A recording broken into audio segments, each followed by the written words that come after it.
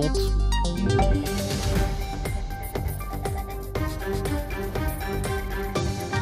Bonjour Olivier Faure. Bonjour à vous. Vous êtes donc attendu à midi à l'Élysée avec les présidents du groupe PS à l'Assemblée et au Sénat, Patrick Kanner, Boris Vallaud, dans l'ordre inverse d'ailleurs. Vous allez donc rencontrer Emmanuel Macron. Est-ce que ça veut dire que vous allez participer à une alliance? Ça y est. Non mais là, vous mettez peut-être un peu la charrue avant les bœufs. On va discuter avec le chef de l'État parce que la situation du pays le mérite. Et nous avons demandé à être reçus par le chef de l'État pour lui dire ce que nous avons, nous, en tête. Pas pour se plier à ses desiderata. C'est-à-dire ? Moi, je ne suis pas dans une situation où je viens simplement plier un genou devant le chef de l'État. Je suis là... C'est pas comme ça, d'ailleurs, qu'a été évoquée la question, je crois. Mais écoutez, moi, j'ai mal pris ce qui s'est raconté hier soir sur nos antennes. Le chef de l'État nous explique, en gros, que tout le monde est irresponsable, sauf lui. Je rappelle quand même... Vous y compris, c'est vrai que le mot irresponsable vous était aussi adressé. Cette situation, elle vient de quoi? Elle vient d'une dissolution folle, intervenue au lendemain d'un scrutin européen où l'extrême droite n'avait jamais été à un niveau aussi élevé.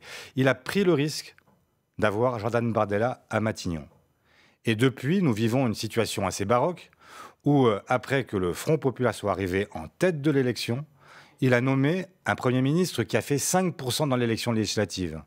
Et donc, je ne voudrais pas quand même qu'on en vienne à dire ensuite qu'il y a un front anti-républicain. Anti-républicain, qu'est-ce qu'il y a d'anti-républicain au fait de voter une censure? C'est constitutionnel. Vous n'arrivez pas dans de bonnes dispositions à l'Élysée, si on vous comprend bien. Et je rappelle aussi que la raison pour laquelle Emmanuel Macron a refusé de nommer à l'époque Lucie Castet à Matignon au mois de juillet, c'est parce qu'il considérait qu'elle allait être censurée par Marine Le Pen et par ses propres amis. Et donc, il avait en fait anticipé une censure.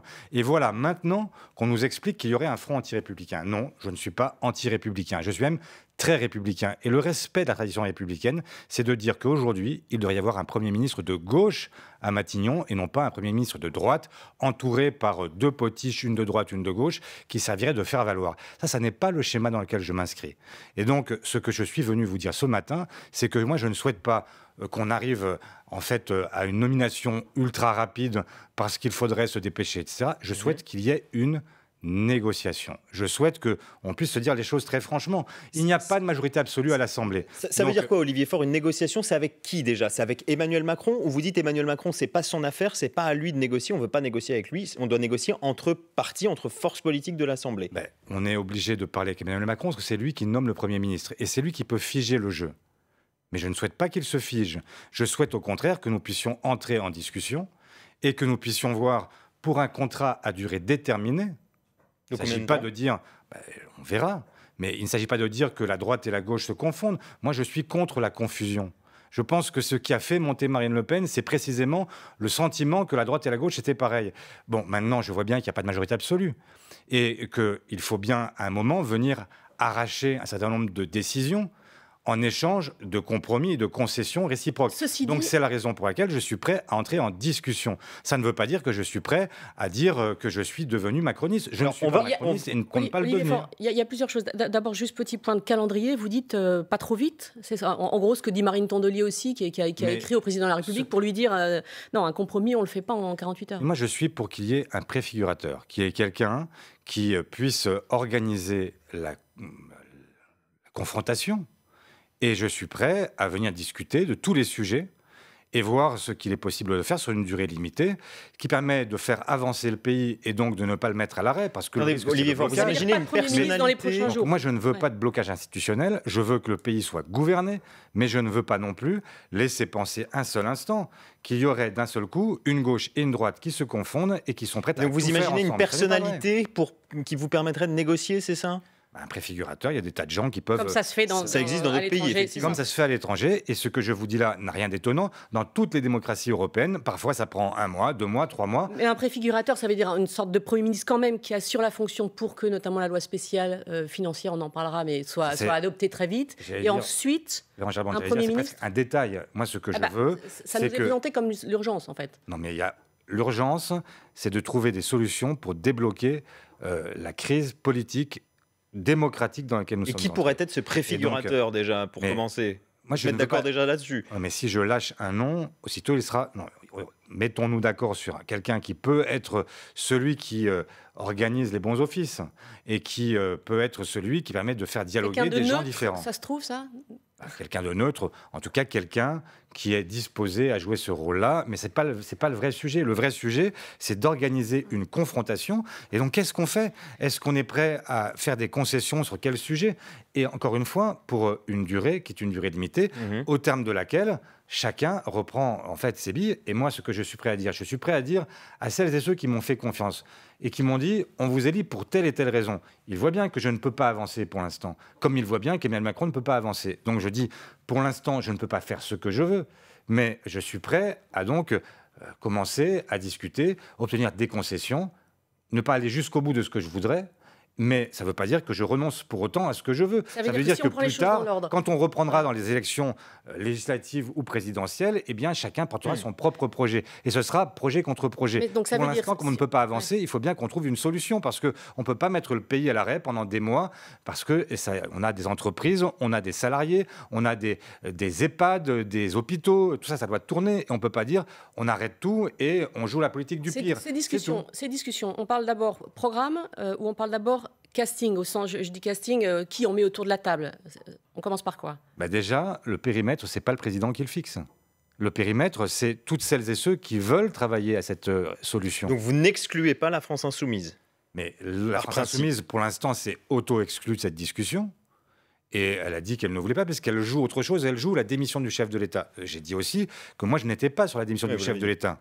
Donc, je ne vais pas rajouter de la folie à la folie. Alors, les écologistes, par exemple, qui eux ne sont pas reçus à l'Élysée. Les écologistes, les communistes, par exemple, ont dit qu'ils étaient prêts à cette discussion. Eh bien, il faut qu'ils rentrent dans cette discussion. Ça ne peut pas, le chef de l'État ne peut pas dire « je reçois les socialistes, mais je ne reçois pas les écologistes ou les communistes », alors même qu'ils ont fait part de leur volonté de concourir à une solution. Ce n'est pas possible. Si on entend bien quand même, vous actez le fait qu'on met les insoumis de côté, ce qui est très attendu par un certain nombre de personnalités dans le bloc central, etc. Ce que j'observe comme vous, c'est que pour l'instant, les insoumis ont dit que la solution, c'était le départ du chef de l'État.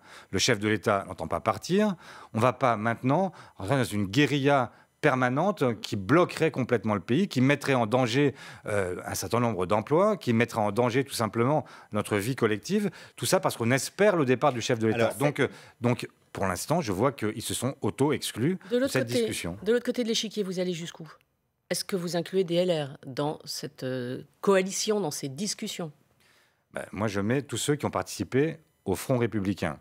LR, ça se discute. Mais pourquoi alors vous les mettez ou vous les mettez pas ? Parce qu'ils n'étaient pas dans le Front Laurent républicain. Wauquiez, il est autour de la table ou pas ? Mais si Laurent Wauquiez veut venir, il peut venir autour de la table.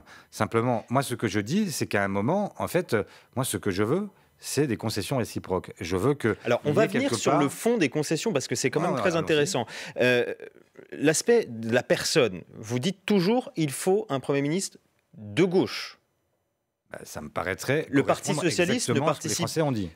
Pour être très, très clair, le Parti socialiste ne participera pas à un gouvernement dont le Premier ministre ne serait de LR ou du Bloc central.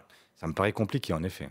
Participerait à une coalition pour un accord de non-censure, comme le disent beaucoup de voix chez vous, au PS. Les mots sont chargés. Moi, je ne parle pas de coalition. Oui, mais il faut bien savoir de quoi on parle.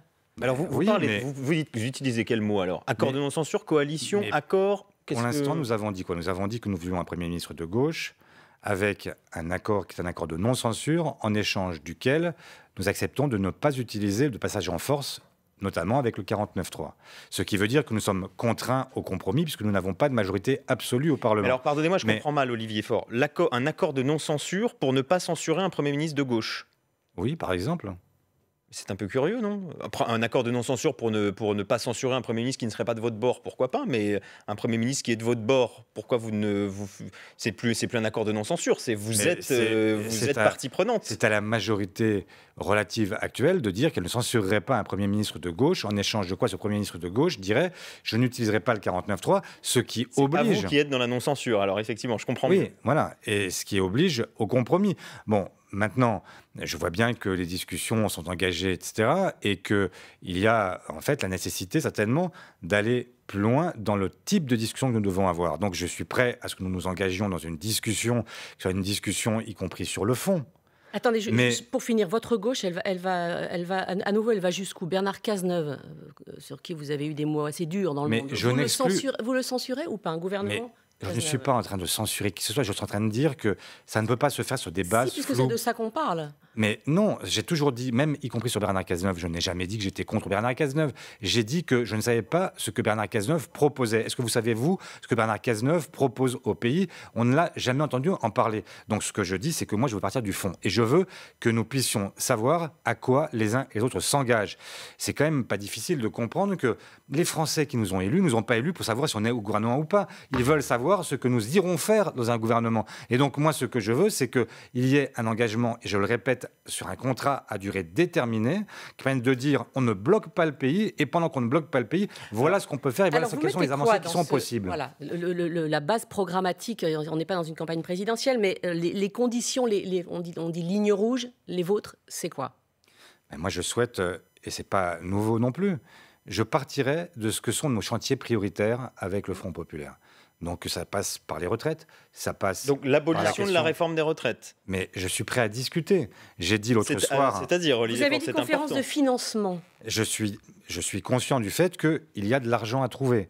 Que ce n'est pas simplement dire abrogation, abrogation, abrogation, et puis après, on verra bien ce qui se passe. Donc j'ai dit que j'étais prêt à ce que, avant d'abroger, nous commencions par rechercher les financements. Donc une conférence de financement avec les partenaires sociaux.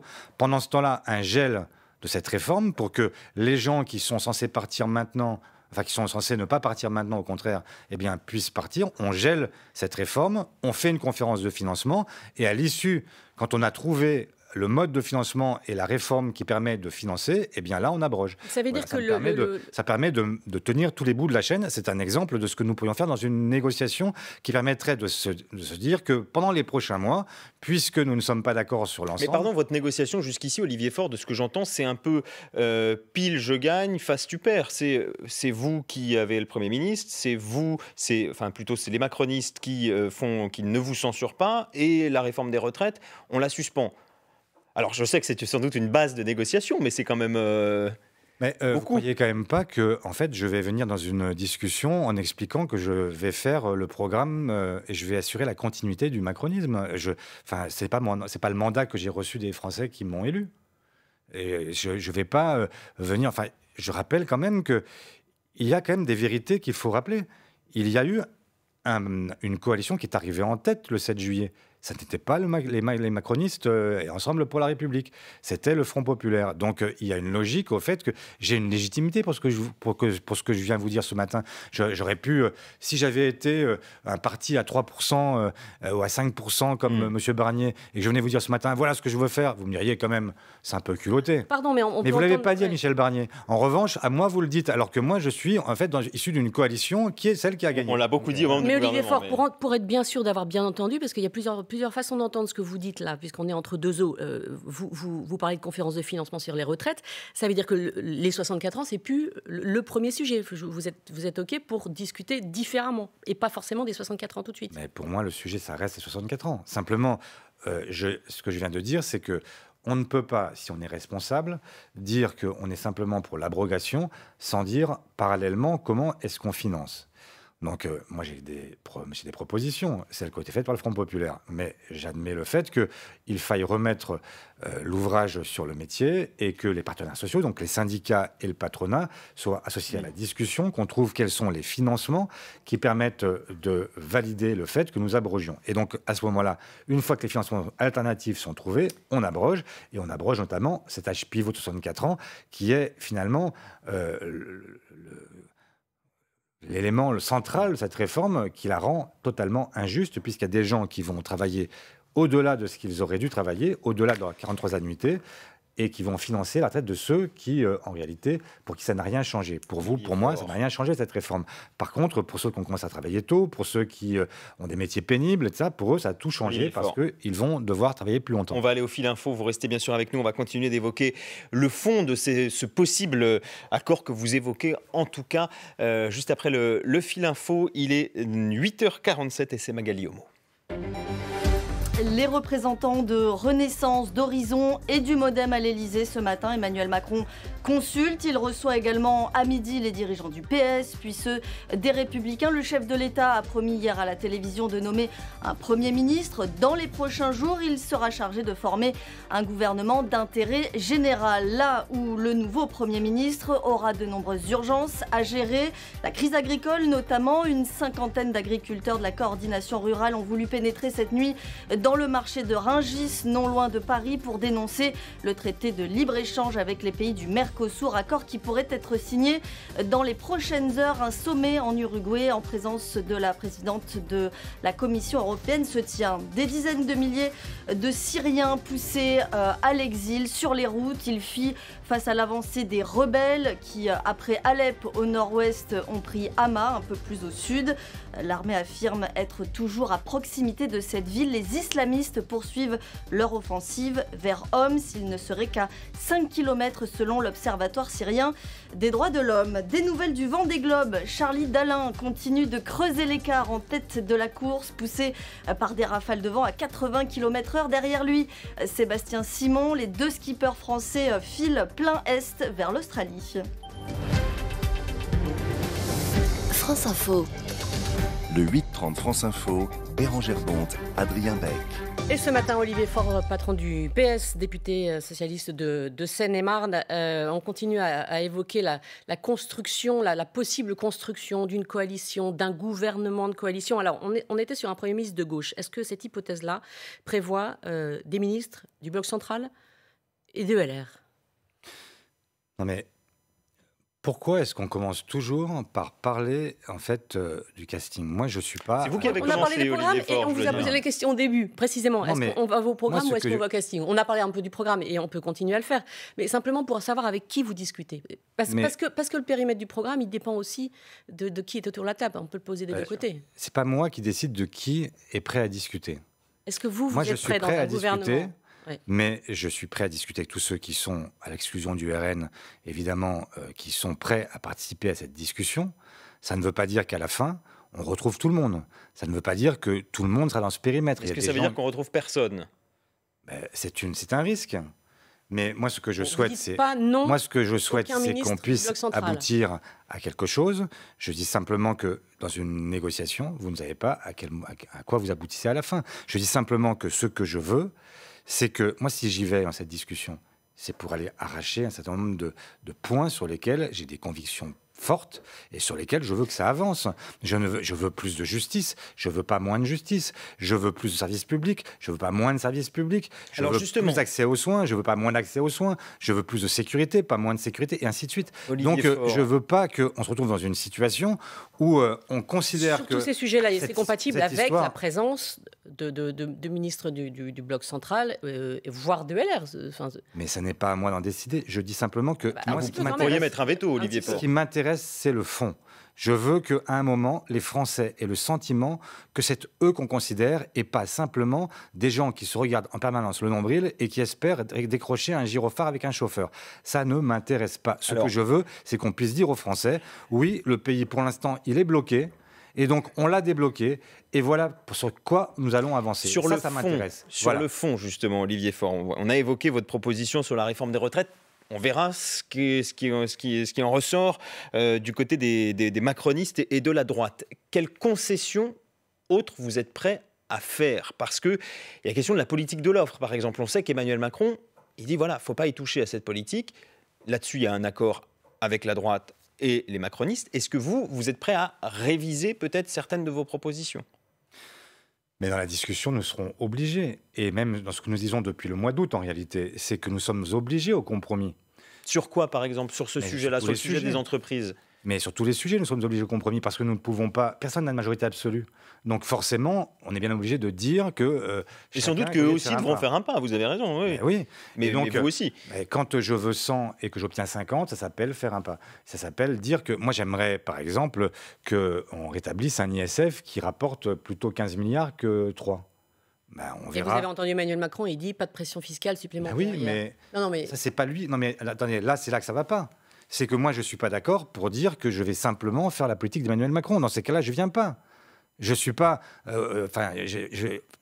Et il y a eu enfin, je rappelle ça en permanence, mais il y a eu un vote des Français. Moi, je suis pour qu'on respecte le vote des Français. Mais un ISF, Olivier Faure, par exemple, ils ne m'ont pas donné exemple. un chèque en blanc, mais ils ont encore moins donné un chèque à Emmanuel Macron. Et donc, ça suppose qu'à un moment, eh bien, on se dise que quand même, la justice fiscale, c'est un sujet qui va être mis sur la Olivier table. Faure, un ISF, Alors, par exemple, qui peut-être qu'on n'ira rapporte pas jusqu'au bout de ce que nous souhaitons, mais ça ne peut pas être rien non plus. Et donc, j'irai en fait, tout à l'heure à l'Élysée, et plus tard, peut-être dans une discussion qui s'ouvrirait, pour aller chercher le maximum de ce que je peux obtenir. Olivier Faure, et pour que les je vois que auditeurs- même le MoDem... Non, mais, Pour que les auditeurs aient une idée, vous parliez de l'ISF, vous dites moi que je veux 15 milliards, on est à 3, bon, si c'est 5, 6 ou 8, je ne sais pas, là vous dites ok, on peut voir. Exactement. Si c'est 1, vous dites non. Mais oui, bien sûr. Ça veut dire qu'à un moment, je suis prêt effectivement à considérer que on ne peut pas tout obtenir. Mais je ne suis pas prêt non plus à venir expliquer que je trouve que la politique de l'offre telle qu'elle est conduite par Emmanuel Macron me va. Mais vous parfaitement, êtes conscient que vous allez faire hurler la partie la plus radicale de la gauche, Mais la partie la plus radicale avec de la qui gauche. vous avez pu vous allier. Bien sûr, mais moi je veux bien qu'on dise qu'on veut 15, 30, 45 milliards, mais pour l'instant, qu'est-ce qu'on a? On a 0. Donc je préfère avoir, comme vous dites, 8 plutôt que 0. Bien sûr qu'on peut toujours dire qu'il y a un monde idéal, mais malheureusement, ce monde idéal, nous ne l'avons pas. Et de toute façon, nous n'avons pas obtenu une majorité absolue. Donc, dans l'intervalle, avant d'obtenir le scrutin de nos rêves, eh bien, il faut bien qu'on prenne autant qu'on peut prendre pour satisfaire les besoins des Françaises et des Français. Pourquoi je dis, par exemple, 7 ou 8 milliards? Parce que ça correspond, par exemple, au fait que dans ces cas-là, on ne désindexe pas les retraites, on remet de l'argent dans l'hôpital public, dans les EHPAD. On ne touche pas au ticket modérateur, donc les gens continueront à accéder aux soins sans avoir besoin de mettre de l'argent de leur poche. Voilà ce que je veux. Et ce que je veux aussi, c'est simplement rappeler qu'il y a des gens qui se sont beaucoup enrichis dans la période et que ce n'est pas normal qu'on dise que c'est l'immense majorité des Français qui vont payer la facture que d'autres ont finalement, ce dont ils ne s'acquittent plus parce qu'on leur a accordé des cadeaux qui sont des cadeaux que je considère comme insensés dans la période. Voilà, donc et ça me paraît, oui, évident que... Et la raison pour laquelle je reviens à la censure, nous n'avons pas censuré de gaieté de cœur, nous l'avons fait parce que ce projet était injuste. Donc ça n'est pas... Enfin, on ne va pas venir dans un gouvernement pour remettre le même projet, se dire que finalement, on a eu tort de censurer et qu'il est injuste, mais maintenant... Mais il y a des choses on dans est le prêt à projet l'assumer. peut-être à garder, hein, y compris la taxe sur les grosses entreprises du CAC 40, y compris un certain nombre de mesures qui ont été avancées. Vous vous souvenez que dans le débat, ceux qui ont refusé cette taxe, qui était pourtant portée là par Michel Barnier, et que nous avons voté, ceux qui étaient contre, c'était les macronistes. Donc, moi, je veux des gages. Je ne veux pas que... Ça, aujourd'hui, vous en discutez avec eux. Je ne veux pas être dans une situation où ils nous accordent encore moins que ce qu'ils ont accordé à Michel Barnier. C'est pas moins qu'il faudra accorder, c'est plus. Autrement, ça ne peut pas marcher. On ne peut pas être dans une situation où on dit c'est mon bilan, rien que mon bilan, et de toute façon, le projet, c'est le bilan. Ça, Olivier non. Faure, vous en discutez avec qui? Vous parlez à qui depuis ces dernières heures? Je parle avec toutes celles et ceux qui... voilà, je ne vais pas trahir les uns et les autres, mais je parle avec des gens Mais dans ce qu'on appelle le bloc central Oui, dans le bloc central. Avec Marc Fesneau? Je ne donnerai aucun nom, que ce soit Boris ou que ce soit Patrick, nous discutons tous. Boris Vallaud, Patrick Caner, président des groupes, le président de groupe l'Assemblée et au Sénat. Nous avons des contacts les uns et les autres, et nous discutons non seulement avec des gens du bloc central, mais aussi avec nos partenaires de gauche, parce que la question, ça n'est pas simplement de faire... Et avec la droite, vous parlez avec la droite ou pas? Cavalier seul, mais c'est de juste dire sur le centre. d'arriver à entraîner un moment le pays sur un projet, donc je rappelle, à durée déterminée, pour ne pas le bloquer, mais aussi pour obtenir des concessions qui permettent aux gens de comprendre qu'ils ont été protégés, considérés, et qu'on n'est pas simplement dans une histoire, dans une espèce de nouveau bonneteau politique dans lequel on se répartit des postes. Moi, je ne suis pas demandeur d'un poste. Je n'ai pas d'arrière-pensée personnelle. C'est intéressant ce que vous dites, parce que du côté de François Bayrou et du MoDem, on laisse entendre qu'ils sont capables d'emmener les socialistes. Et donc, vous confirmez que vous discutez, effectivement, avec eux. Alors, est-ce que c'est un pacte de non-agression, ne pas vexer les uns, ne pas aller trop loin, ou est-ce que c'est des véritables concessions que vous allez essayer d'obtenir si cette hypothèse Bayrou pour l'instant, je n'en sais précisait strictement rien. Cette discussion-là, pour l'instant, elle est quand même très liée à ce que le chef de l'État va faire, parce que si c'est lui qui gèle le jeu tout de suite en nommant un Premier ministre, en disant c'est comme ça et on ne prend pas... Et voilà, dans ces cas-là, ça va vite s'arrêter. on ne pourra plus discuter. Mais moi, je souhaite qu'une soit une discussion approfondie et nous verrons bien ce qu'il se passe. Voilà, donc je ne suis pas en train de vous dire c'est tout ou rien. Je dis simplement que pour l'instant, on est dans le flou parce que le chef de l'État s'est exprimé, mais en donnant le sentiment qu'il voulait en réalité un casting.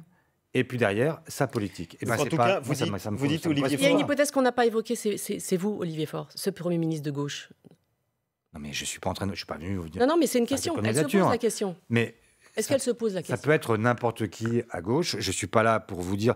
Enfin, vraiment, c'est même un Premier ministre de gauche qui serait là posé comme la cerise sur le gâteau, mais qui serait en réalité astreint à mener une politique de droite, pour moi, ça n'a aucun intérêt. En tout cas, ce que je veux, c'est que nous puissions savoir ce que nous allons dire aux Français. Est-ce qu'aux Français, on vient en leur disant « Oui, on va avoir plus de justice. Oui, on va s'engager résolument dans la transition écologique. Oui, on va faire en sorte que les services publics fonctionnent mieux. » À partir de là, OK, merci Olivier Faure. On va devoir avancer. Pour le reste... Voilà. Merci à vous. Merci Olivier Faure, premier secrétaire du Parti Socialiste, donc, qui va rencontrer tout à l'heure Emmanuel Macron à l'Élysée. Merci d'avoir été l'invité du 8h30 France Info. Merci Bérangère Bonte. Merci. Les informés avec Renaud Dely sont à suivre dans 5 minutes.